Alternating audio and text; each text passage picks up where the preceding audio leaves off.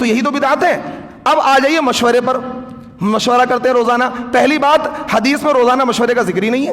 اللہ کے نبی روزانہ مشورہ کرتے تھے. اللہ کے نبی روزانہ کبھی ایسا نہیں ہم نے دیکھا کبھی کوئی خاص معاملہ ہو مشورہ کر لیا. یہاں روزانہ مشورہ ہوگا. اور بڑے ہی میں افسوس کے ساتھ کہہ رہا ہوں, مشورے غیبت کا اڈا بنے ہوئے ہیں.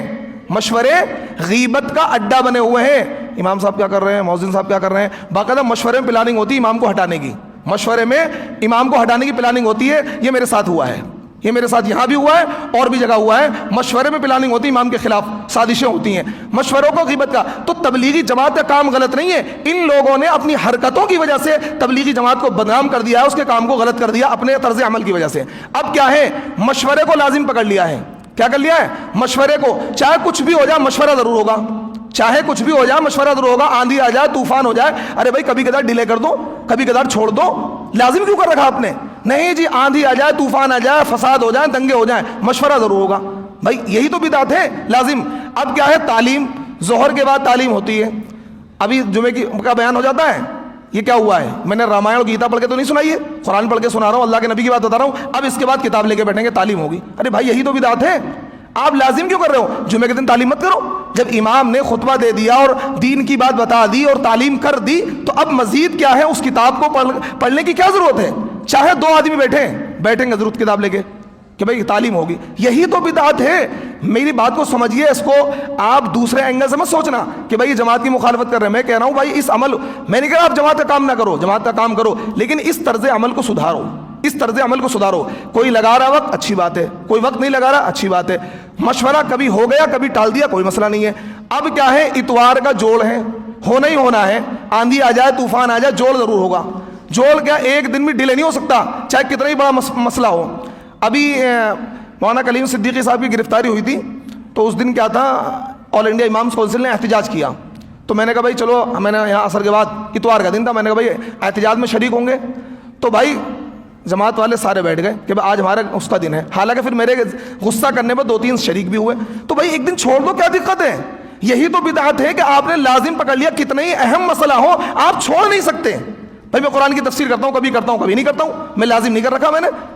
اگر کوئی بندہ ہر لازم پکڑ, میں کروں نہیں جی, کچھ بھی ہو جائے قرآن کی تفسیر ڈیلی کرنی ہے, ایک دن بھی ناغہ نہیں کرنا ہے, پھر یہ عمل بدعت بن جائے گا. یہ عمل کیا بن جائے گا؟ بدعت بن جائے گا. جیسے جمعے کا روزہ ہے, علامہ ابن عابدین شامی رحمۃ اللہ علیہ نے جمعے کے روزے کا بدعت ہونے کا فتویٰ دیا 100 سال پہلے. کیوں؟ اس دور میں لوگوں نے جمعے کے روزے کو لازم کر لیا تھا کہ کچھ بھی ہو جائے جمعے کا روزہ رکھنا ہے. انہوں نے کہا جمعے کا روزہ, جبکہ حدیث سے ثابت ہے, انہوں نے کہا بدعت ہے. کیوں؟ لوگوں نے جمعے کا روزہ کا سنت ہے, آپ اس کو لازم کرو گے کہ نہیں جی رکھنا ہی رکھنا ہے, تو اس عمل کو بدعت بنا دے گا. تو آپ شریعت کے مزاج کو سمجھیے, شریعت کے مزاج کو سمجھیے. جو چیز جس درجے کی ہے, مشورہ لازم نہیں ہے, 3 دن لازم نہیں ہے, 40 دن لازم نہیں ہے, چلہ لازم نہیں ہے, جماعت کا کام لازم نہیں ہے, تعلیم لازم نہیں ہے, کبھی کبھار چھوڑ بھی دیں, ہفتے میں 10 دن میں, مہینے میں 1 آدھ تو چھوڑ بھی دیں. اس کو اس درجے لزوم کے نہیں جی کرنا ہی کرنا ہے, کرنا ہی کرنا ہے.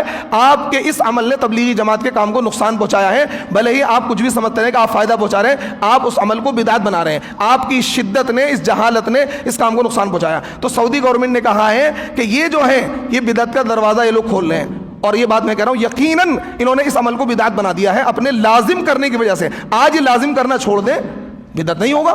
ایک بات. دوسری بات, سعودی گورنمنٹ نے یہ بات کہی کہ تبلیغی جماعت کے لوگ جھوٹے قصے بیان کرتے ہیں. کیا کرتے ہیں؟ جھوٹے قصے بیان کرتے ہیں, جھوٹی کارگزاری. ایک صاحب جماعت میں گئے, ان کے پتھری تھی, فرشتے آئے, آپریشن کر دیا, پتھری ٹھیک ہو گئی. ایک وہاں تھا, اتنا سا کیا ہے, ایک دیگ تھی, 500 لوگ کھانے والے تھے, اس میں یوں ڈال دیا, کیا اتنا سارا کھانا ہو گیا, سب کو کافی ہو گیا. طرح طرح کے من گھڑت واقعات. مولانا صاحب بچے تھے اور کیا ہیلی کاپٹر جا رہا تھا, انہوں نے انگلی دکھائی, ہیلی کاپٹر رک گیا. اور ایک کیا ہے, ایک واقعہ اور سناتے ہیں جو میں نے اپنے کانوں سنا ہے کہ ایک مرتبہ کیا ہے, گاڑی سے ایکسیڈنٹ ہو گیا, ایک بندہ مر گیا, پیچھے سے مولانا صاحب کی گاڑی گزر رہی تھی, پولیس والوں نے پکڑ لیا. پکڑنے کے بعد میں مولانا کو گرفتار کر لیا. مولانا نے کہا مردے سے پوچھ لو, مردہ خود ہی بتا دے گا. مردہ زندہ ہو گیا, اس نے کہا کہ میرا ایکسیڈنٹ اس گاڑی سے نہیں ہوا ہے. تو یہ من گھڑت قصے, جھوٹے قصے بیان کر رہے ہیں. تو یہ بات صحیح کہی سعودی گورنمنٹ نے, جھوٹے قصے بیان کرتے ہیں. میرے ساتھ ایک واقعہ پیش آیا, میں وہ ممبر پہ بیٹھا ہوں, جھوٹ نہیں بولوں گا. جاپان ایک جماعت گئی, حاجی شمس الزماں, نام بھی بتا دے رہا ہوں, حاجی شمس الزماں ہے, اور اس وقت مولانا سعد کے رائٹ ہینڈ ہیں. وہ بڑے دلی کے بڑے ذمہ داروں میں سے ہیں. چوہان مانگر رحمانیہ مسجد گلی نمبر 3 میں بھی جڑتے ہیں, اور روزانہ نماز بھی پڑھتے ہیں, آپ جا کے مل بھی سکتے ہیں. تو عصر کے وہ اپنا فجر میں تفسیر کرتا تھا, مجھے روک لیا انہوں نے کہا مفتی صاحب ایک کارگزاری سنیے, بڑی عجیب کارگزاری. میں نے کیا؟ کہنے لگے کہ جی میں جاپان جماعت میں گیا تھا, پاکستان کے کچھ ساتھی ملے تو انہوں نے ایک واقعہ سنایا. میں نے کیا سنایا؟ کہنے لگے کہ جی ایسے ایسے افریقہ میں جماعت گئی اور وہاں پہ ہیں, وہاں افریقہ میں بڑے خطرناک جنگل ہوتے ہیں, بڑے مطلب درندے اور اژدہے اور سانپ ہوتے ہیں. تو جماعت والوں کو اژدہے مل گئے, جماعت والوں نے پر ہاتھ پھیرا کہ بھائی ہم کیا ہے دین کا کام کرنا ہے, یہاں سے بھاگ جاؤ. سارے کیا ہے سانپ اور درندے سب بھاگ گئے. یہ واقعہ ہے حدیث میں, لیکن یہ واقعہ ان لوگوں کا نہیں ہے. یہ ایک صحابی ہیں عقبہ ابن نافع, حضرت امیر معاویہ کی فوج کے سپہ سالار.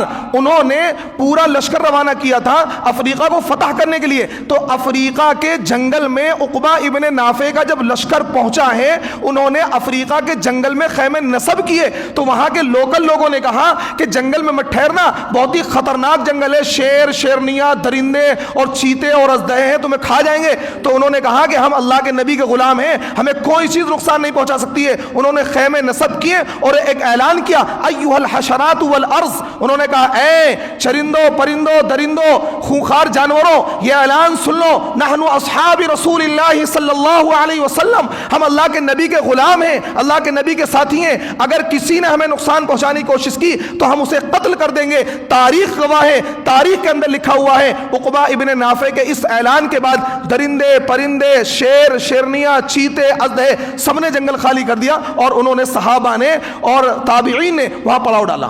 تو انہوں نے کیا کہ یہ واقعہ اپنے اوپر فٹ کر کے کارگزاری میں چلانا شروع کر دیا. تاکہ مقصد کیا ہوتا ہے؟ مقصد ہو تاکہ جماعت میں زیادہ سے زیادہ لوگ جڑیں. ایک بندہ ایسا تھا کچھ نہیں کرتا تھا, جماعت میں گیا اتنا کاروبار ہو گیا. ارے بھائی کیا ہے, من گھڑت قصے بیان نہ کریں.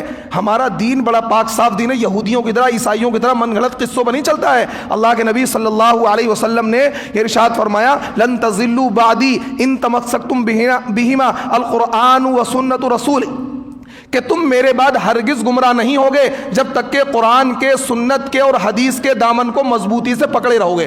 تو حدیث اور قرآن کو مضبوطی سے پکڑے رہو, گمراہ نہیں ہوگے. تو اس لیے ضرورت اس بات کی ہے کہ تبلیغی جماعت اپنی اصلاح کرے, اپنی ان حرکتوں سے باز آئے, جھوٹے قصے نہ بیان کرے, 3 دن کو 40 دن کو لازم نہ کرے. اگر کوئی جماعت کا کام کر رہا ہے تو نور علی نور ہے, اگر کوئی نہیں کر رہا ہے تو اس کو شدت اختیار نہیں کرنی چاہیے کہ نہیں جی تم جماعت کا کام نہیں کر رہے ہو, کچھ بھی کر لو, کیا مغفرت نہیں ہونے کی, بخشش نہیں ہونے کی.